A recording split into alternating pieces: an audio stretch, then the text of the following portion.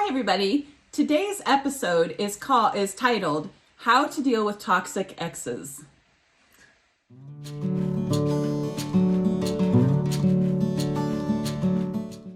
All right, toxic exes. Here is one of my preaching points. Number one, be the adult. All right, look, you have an ex. You can't do anything about it. They're there, whether they're male or female, whether they were, calm or happy. It doesn't matter. Be the adult. Somebody has to be the adult. In the best case scenario, you'll both be adults. All right. But unfortunately, in a lot of cases, there's going to be some hurt and there's going to be somebody who doesn't want to be the adult that day. Be the adult. We understand that things are going to happen and whatnot, but your kids are watching you. And remember, this dealing with toxic exes is about how we can be our best self, our absolute best self, so that our kids will be their best selves. I have often said, and I deal with men a lot, and your kids are who you are, not who you want them to be. Be a bitter ex yourself. They will turn into bitter exes themselves later on in life. Chew on that for a little bit. Well, and when it comes to bitterness, what you need to understand is it does nothing but hurt you.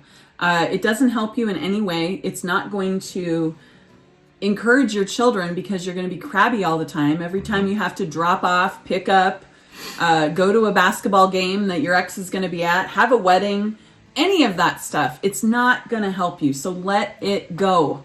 Yeah, which brings us to number two, let it roll off. Now, number one and number two go hand in hand a lot of times in the fact that you got to be the adult, you got to let it roll off. You would think that's the same action. A lot of times it's not. A lot of people can be mature, but they carry it, okay? And in this case, you've got to let whatever's going on roll off. Once again, your kids are watching you, all right? Our sons are in strong marriages right now, and we continue to encourage that because we don't want to see them in our situation of a remarriage, all right? But we knew early on that if we didn't let it roll off, if we didn't teach our boys that you've got to let it go, you've got to let it just roll off your back, that they would just carry it like a backpack and they would just keep putting stuff in that backpack. And a lot of times that's what we do.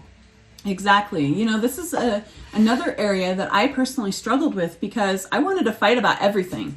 I have a tendency to be the type of person that wants to protect all of my people. And so what I wanted to do was just protect everybody and all of that. But it actually ended up making more problems for us because I wasn't letting things go. It would keep me up awake at night. It would make me grumpy. And so I'm telling you from experience that letting it roll off is so much easier.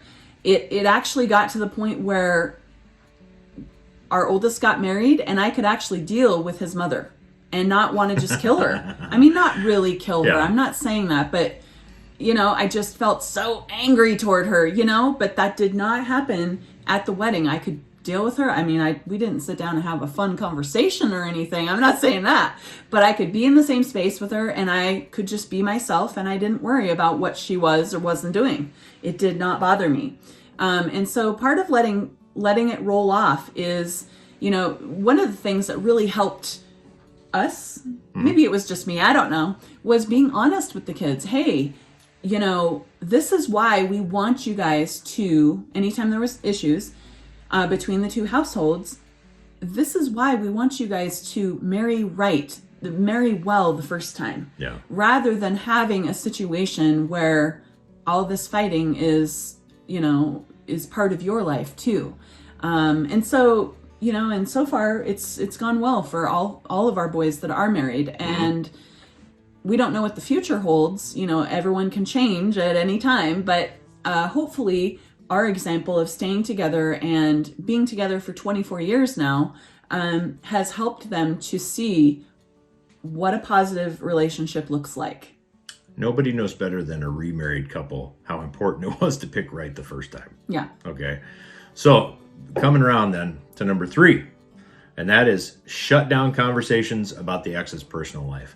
Now, we've touched on this a little bit in previous videos too, but we want to talk specifically about the fact that a lot of times it's very easy for you to get wrapped up in a conversation about your ex, because when we're newly divorced or if we're struggling, we tend to talk about that constantly. And a lot of us, our friends, will start to veer the other direction when they see us because they don't want to hear about it. So they've got their own problems, So, but a lot of times the kids will try and start conversations with you about what mom or dad is doing in their house. You need to shut those conversations down right away. I mean, and you've got to be careful about it too. You don't want to ignore abuse if abuse is happening and your child is opening a window and letting you into what's going on. But things like, well, you know what dad did with his girlfriend, or you know what mom did with her boy. No, stop it right there and say, kiddo, I don't need to know that. I appreciate that you want to tell me, but I don't need to know that. That doesn't have anything to do with what we're doing here. Mm-hmm. Let's move on. But if it's something like, dad really enjoyed his birthday or mom really enjoyed it, that's fine. But any negative conversations, anything that is going to pique your negative curiosity, shut it down. Exactly. And, this will help you if you choose to, do this. It will really help you as your kids get to be adults, because what we found is that when we allowed the kids to go back and forth, blah, blah, blahing about whoever was doing whatever, at the time we thought we were keeping lines of communication open. But what we really should have realized is that it was going to keep happening as adults. And it does. And it's been really, really hard to deal with because your adult children, you can't really tell them what to do. I mean, you can, but they're not going to listen. And so the adult years is what your goal is with your kids. Mm-hmm. So don't be silly and don't be foolish in letting them talk about your ex or whatever, and their dealings, very much. You do have to be really careful and keep the lines of communication open, as Mike said. Yep. And that's important, and it's going to be a fine line as to what you should and shouldn't hear from them. And so that's up to your judgment. You're really going to have to pray about it. You're going to have to, figure out what works for your family. But for ours, we really wish that we would have stopped them when they were telling us what was going on. Because, like I said, they continued to do that as adults, and it's caused a lot of problems between ourselves and our oldest son. So don't do it. So it's not worth it. Yeah, sorry. Just a note on abuse too. Do not use the idea of potential abuse to pry information out of your kids. Yeah. Okay. Well, I'm afraid of what's going on at that house. Okay. If they haven't given you a solid that something wrong is going on over there, if their behavior isn't obviously out of line with who they typically are, don't use that as an excuse. Well, Mike, I'm super concerned about. Okay, if that hasn't happened, then you have no reason to be concerned, and you need to just shut that part of your brain down. Because what you're doing is you're looking for problems. You're looking to pick, and then what you're going to do is you're going to end up using your kids as a tool that they should not be used for. All right, remember, what's number one? Be the adult. Number two, let it roll off. And number three is shutting down the conversation about exes' personal lives.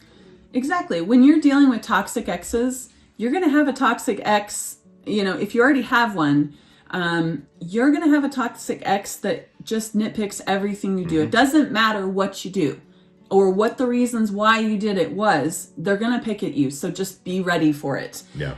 In our situation, we went to court a couple of times and it didn't go so well. And then, his ex was in the bathroom bawling her eyes out because she knew that she was doing the wrong thing for the kids. But she wanted what she wanted. Yep. I mean, it all comes back to us. Whatever we do will come back to us. So I guess let that be the I don't know, the reason, or I don't even know what word I'm trying to come up with, but let that be your what helps you to get through these tough times with a toxic ex. They're going to get it back. They always do, either in this life or the next. There's really nothing that you need to control in that situation. So, anything else? Nope. Okay. All right. Well, we thank you so very much for being with us today. on this episode of how to deal with toxic exes. We hope that it helped you, and if you have any questions or comments, please leave them below. We would love it if you would follow us and subscribe to our channel here, and just do well, do your best, and be your personal best every day. Okay? We will talk to you again soon.